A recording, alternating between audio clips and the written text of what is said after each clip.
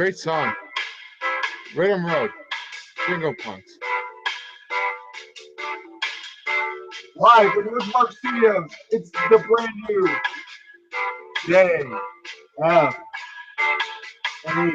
podcast. I'm waiting for a pregnant pause, if you know what I mean. What? That's so ridiculous here. Gotta have a little humor in it. You know, it's like, holy cow. It's like refreshed, revived here. It's like I'm gonna puke because the Bills are losing their minds. Oh, God. And I got the Bills shirt on. It'd be the 90s shirt.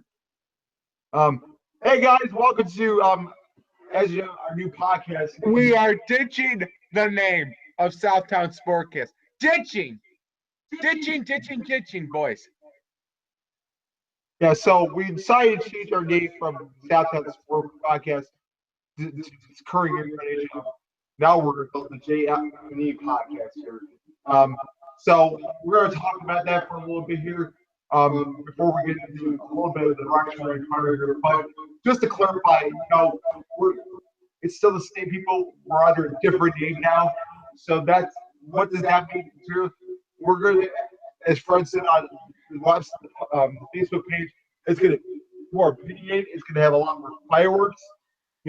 Much more creative. This no more scripted, monotonous. Whether this, what's your opinion? This is going to be more. We're giving you our opinions. It's raw. It's not going to be wrong because it's our opinions. It's raw. I meant raw. It's going to be more raw. Oh, raw. It's on raw and nerdy. Raw and nerdy. Yeah, that's what. Raw and nerdy. I love it. No, but it's going to be unfiltered thoughts on the work of our own current. Trying to think of stuff that Western New York fans would think. It's like, well, I don't know what they think. To be honest with you, I only know what I think. I only know what Jimmy thinks. And I don't know what Emerson thinks.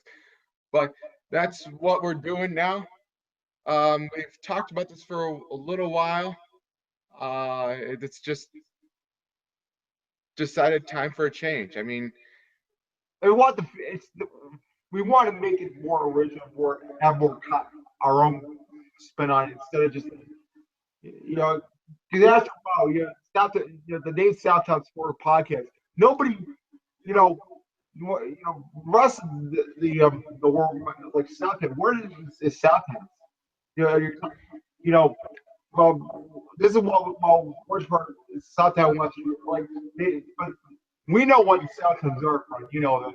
But the rest of it might be out in Chicago or even outside this Moon area. What is Southtown? I think you better know us by name. James and Fred and our Emerson instead of Southtown Sport Podcast. So the gloves are coming off. This is not Skip and Shan's Undisputed. This is not the blasphemous Stephen A. Smith and the analytics guru Max Kellerman on ESPN.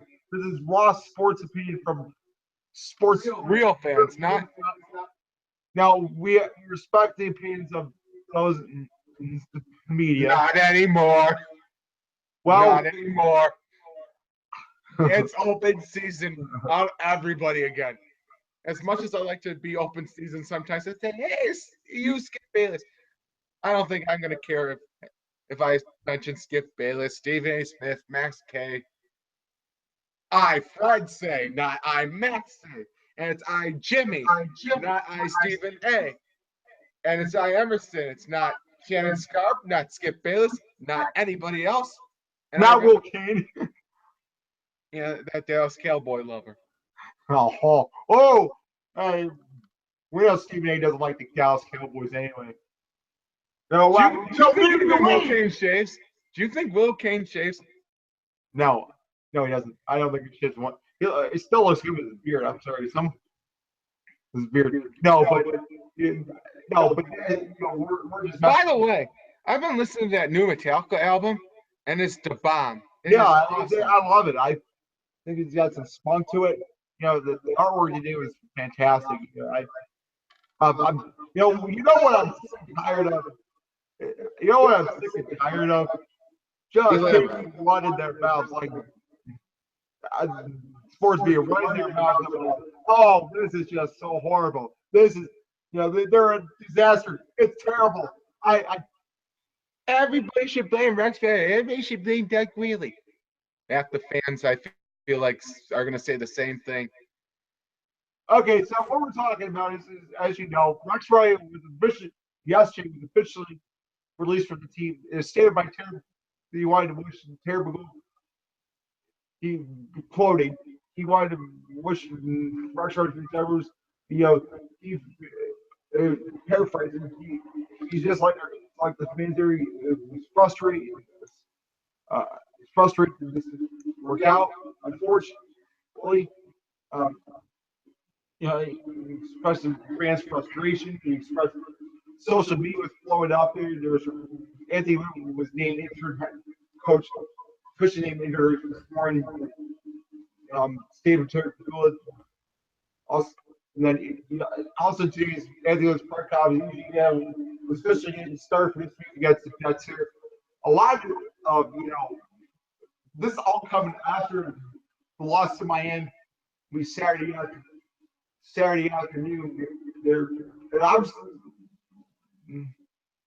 but oh, and here's our want to send our condolences to the Haven family, to the family of former special teams coach Bruce Day Haven, there who went the Bill organization on 2 separate occasions.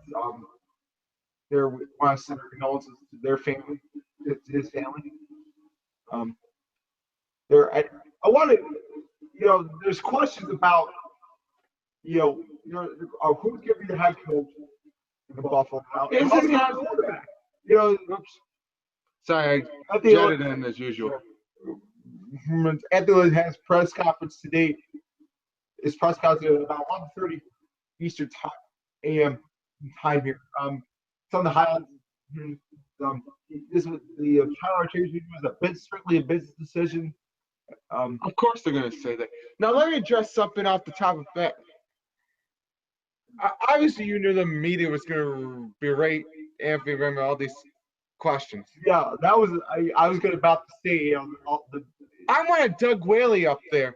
I know he's probably going to do an end of season press conference, but he should have been up there, not Anthony Lynn. And obviously, I'm not criticizing Terry Pegula for being not up there, but he has to speak at some point. Well, that's what I wanted to debate about first. Is that should have Anthony Lynn been up there in the first place? Because clearly this is not his specialty. He's not. We saw he's not that Rex Ryan type personality.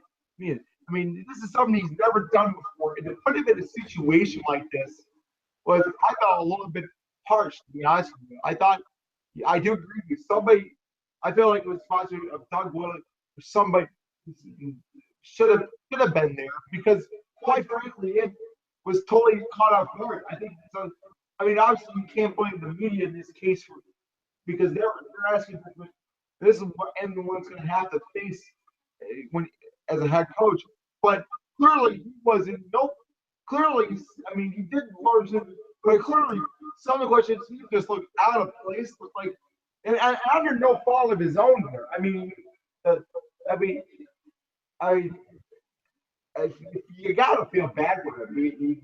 I mean, he did the best he could with, the total president. They just kept bombarding him with question after question about. It was like that he was the proverbial scapegoat in this situation. No, I don't think he was the scapegoat, but if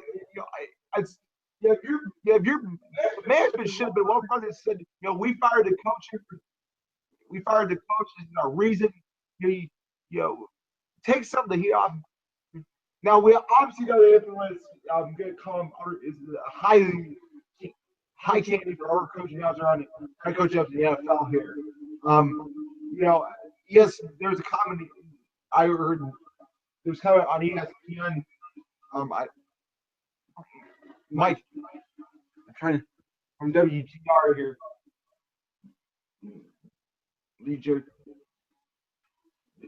like all these reports coming up about Rocky relationship. There also said, well, Now I will get to another few points. I don't want to get too much in this whole debacle until we get into our full-blown podcast, our debut re-debut of the podcast. reviews. Yeah, it's going to be. We are projecting for it to be next Saturday. I believe that's the 3rd. With Quigley and Jeremy. I will retouch with them. That's going to be an interesting podcast. Okay, January 7th. January 7th. So January 7th is going to be official first podcast under the new branding. You know, we're really excited about it. But yeah, but going back to the head coach situation here, which is not important, but obviously I think Link would be the top candidate. Definitely is the top candidate at this moment for to replace Rex Ryan. Now, I obviously we've heard reports of Tom Coughlin, or Terrell Austin here. I don't think we know the official list at this point. No, I don't think we know either. But I believe this is the first time. I believe, but I mean, I was a search, but one might believe that that Andy Mamlin, based on what he, not to say but he said in his press conference that this is kind of like the ultimate way to show ownership. So ownership that he's a worthy of staying in Buffalo, or that's what be my first. That's what he's. And I think I agree with this is.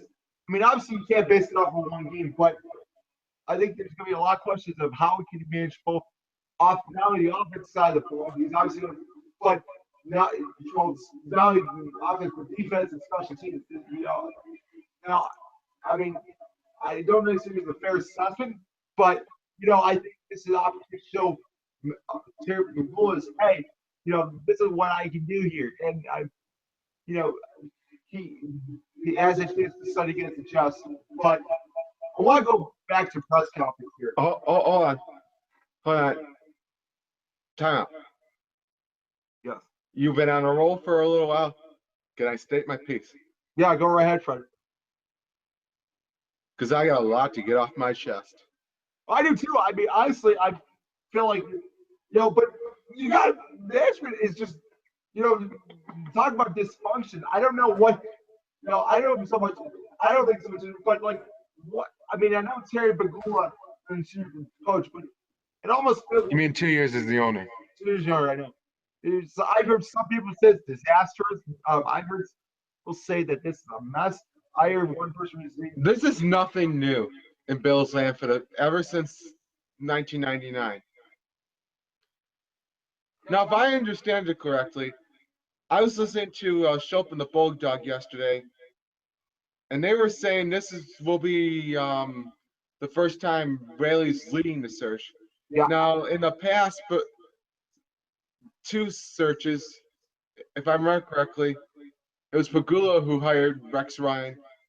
I believe it was Russ Brandon that was hired Doug Marrone when we were in time of transition. That'd be under the late great first. There was Robert Wilson. Yes, I understand that. But let me go on. You were talking about a proud franchise that has flipped coaches regularly over 17 years span and lasting no more than 2-3 years. If you take the factors in consideration that we've had talent come and go over the past 17 years. I think Hold on. You also have had kind of crappy quarterbacks over these past 13 years. I don't think somebody. Not all the time, but a few crappy ones and not necessarily mediocre. You've had talent on wide receiver, running backs, defensive players. Well, the last couple of seasons. Hold on. You are fired up today. So in essence, there's been lack of continuity in the past 17 years. Now, granted, you've had Chan Gailey, you had Buddy Nux, you had Martin Levy. well, that I wasn't talking about GMs, I was talking about coaches, but okay, yeah, you can add all the You had Doug Marrone. there was a list with Correct. there's a list that all the on Twitter that Pagula was paying these employers. The certain head coaches of the Buffalo Bills since 1990. Obviously, Wade Phillips was one of them. You know, Wade Phillips, you also had Doug Marrone. I know Doug Marrone was the Russian became the 19th head coach in the organization history, but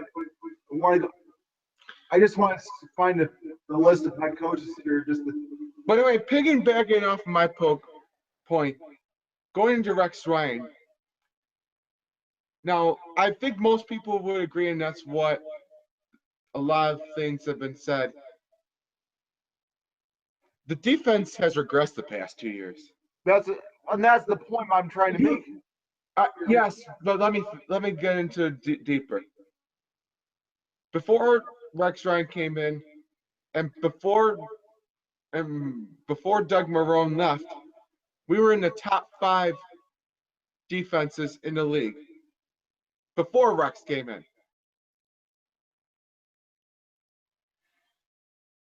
And Rex promised that we were going to be number 1 or in the top 3. Okay, so before we go on, Marv Levy, you said Wade Phillips, Greg Williams, Mike Mularkey, Dick Geron, Perry Field was a hindrance, Shane Gailey, Doug Marrone, Rex Ryan.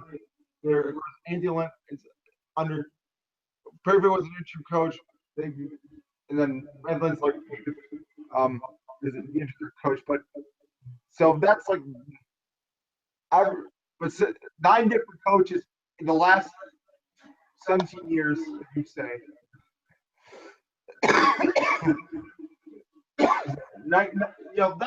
That's as you said. Go back to your point about. So back to my point about the what was I talking about again? Yeah, defense. The defense. They've been. I don't want to say it's.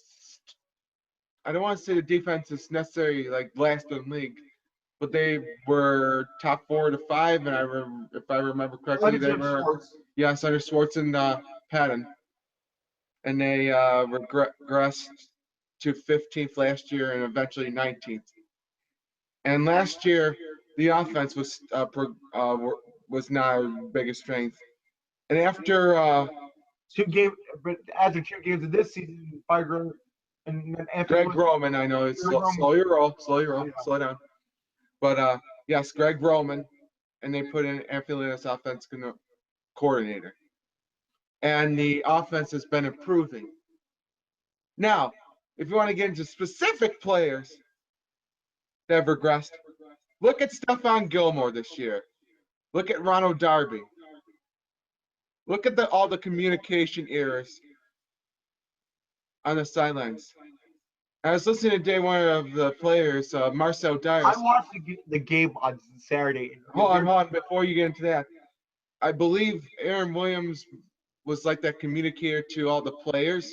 And once he got injured again this year, I think that's where you started happening again. So I think one of Rex's had, I want to say, helpers to say the least, but in general, I think Aaron Williams was that guy that could communicate with the other people to convey what Rex was trying to do on the field. So that was a big blow. And obviously the injuries and everything. But those 2 players, and also Mario Williams leaving too. He left for Miami. And at the time, we were thinking, at least I was thinking, Mario was being a real idiot or a real ass. No offense to Mario, but smug, I want to say, or whatever case may be. Again, no offense to Mario. Not trying to be offensive, just my Stating thought. obvious. And now seeing 2 years with Rex Ryan. And on a side note, I personally want him to do well in Buffalo after I think stint we with all the did. Jets.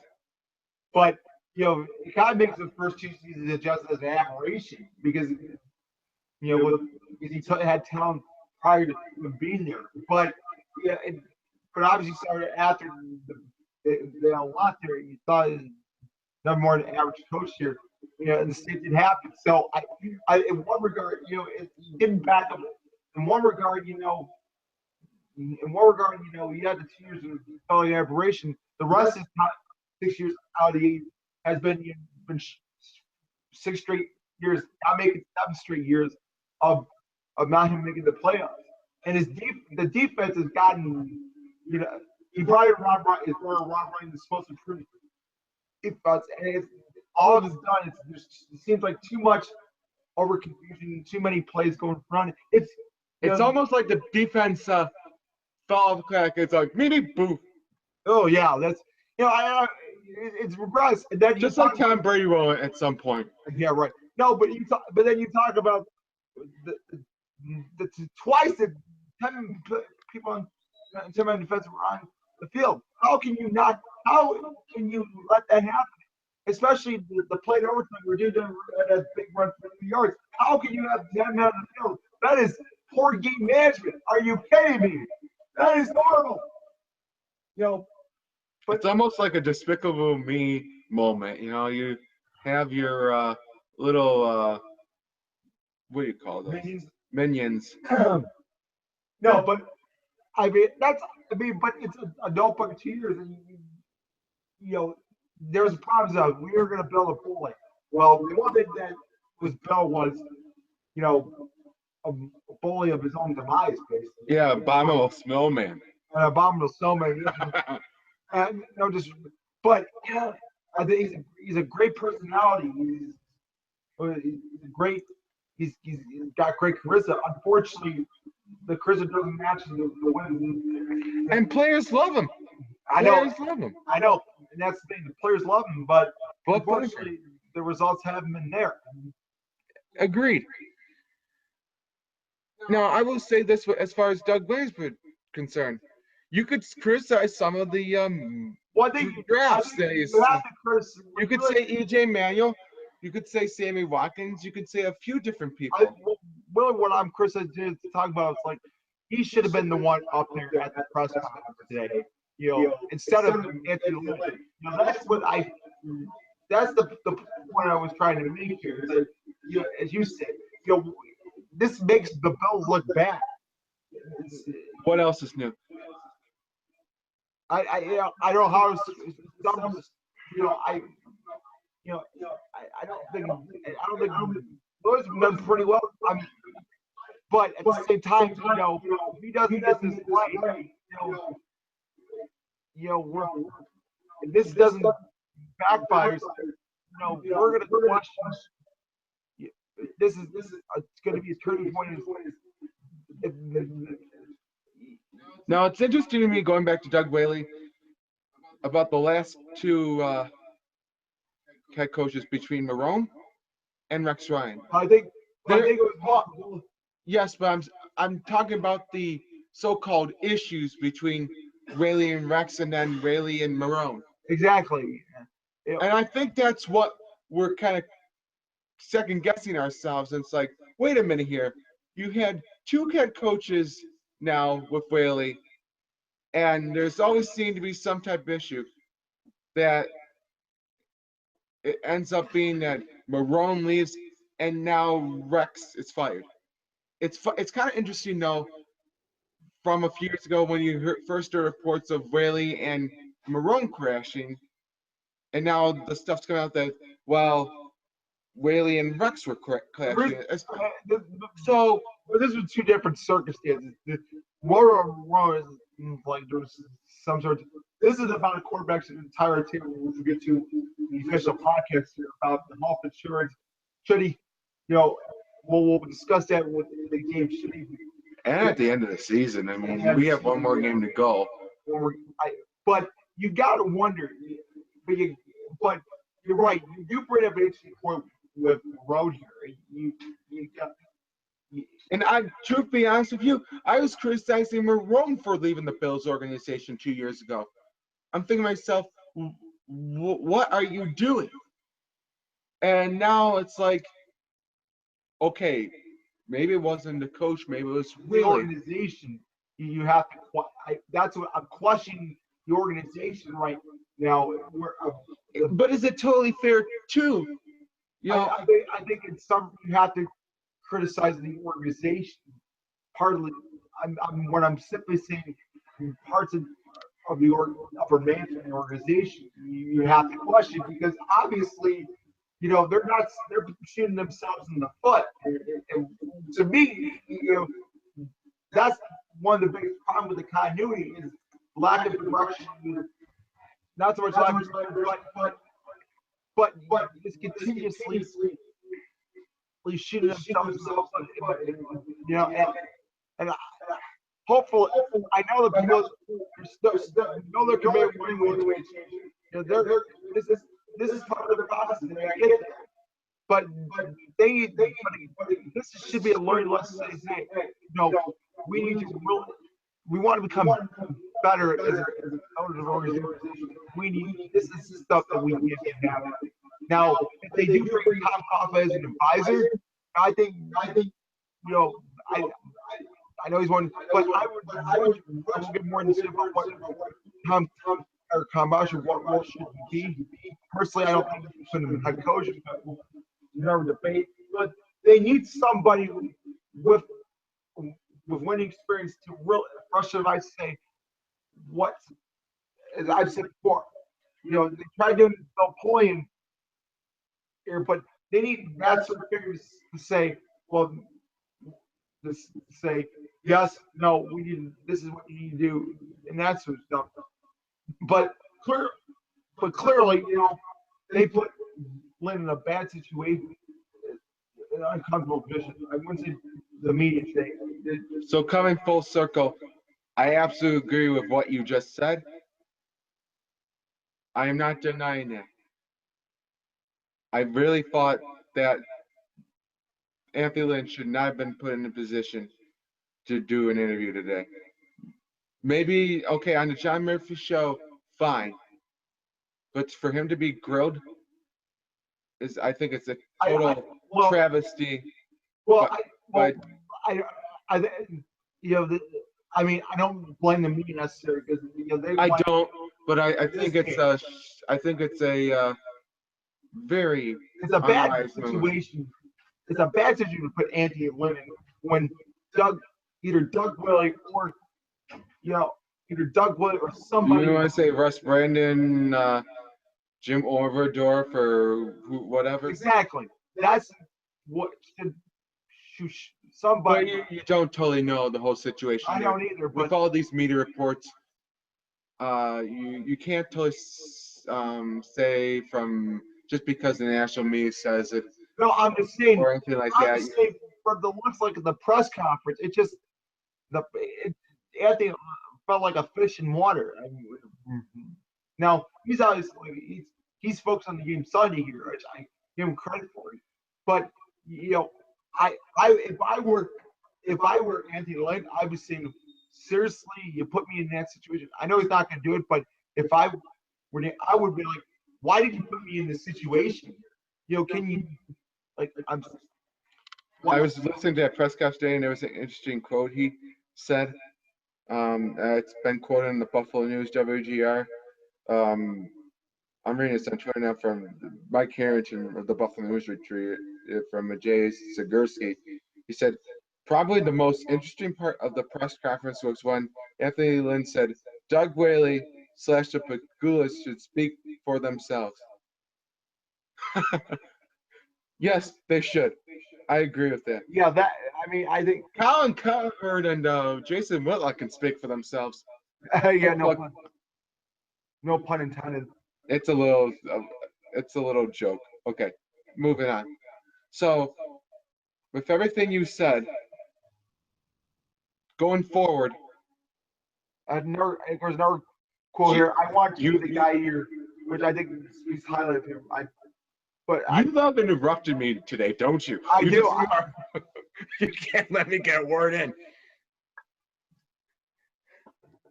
It's like I get a few sentences. Meep, meep, boop. Meep, meep, boop.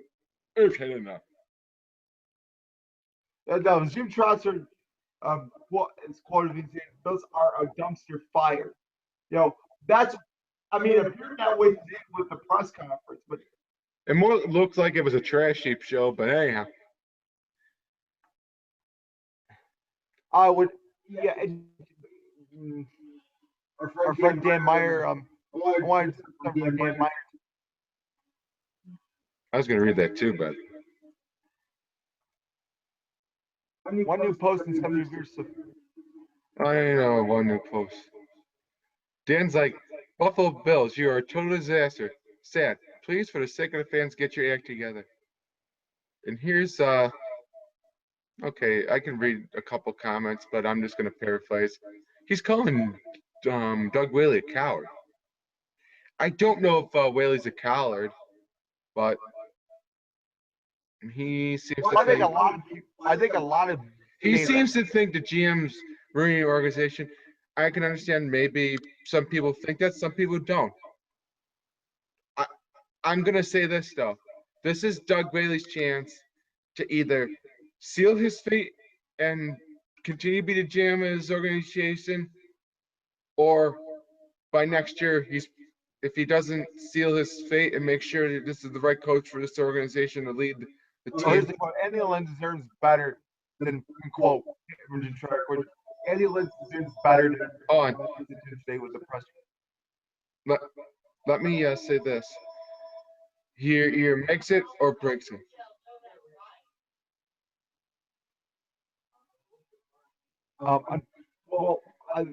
But I think obviously, I mean, I think it's unfair to say it here, but he's always. So I think he's still trying to find that formula. So, but I think this needs to be a learn. This needs to be a learn point for them saying, "Hey, we need to do a better job of handling this situation. We should have been. If I were the owner, I would like. I was like, this is horrible. Or this is unacceptable. We need to make change. We need to do a better job to get front of it. So now the press definitely be Monday here on the season. So I want to hear what he has to say about the situation. Why did you put Anthony Lynn in this situation? That's the stuff I would, if I were, I would be asking what. Get your Fred. Get your coat on.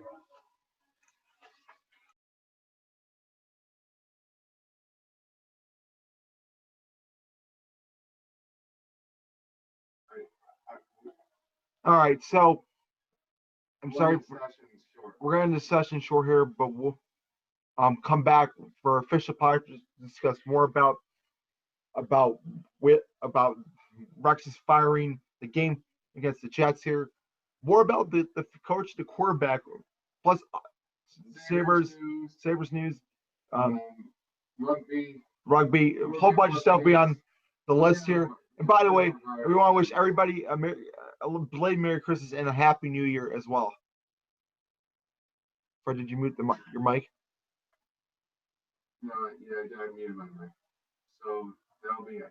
That'll be it, all folks. We'll see you January 7th for our official first new podcast for 2017.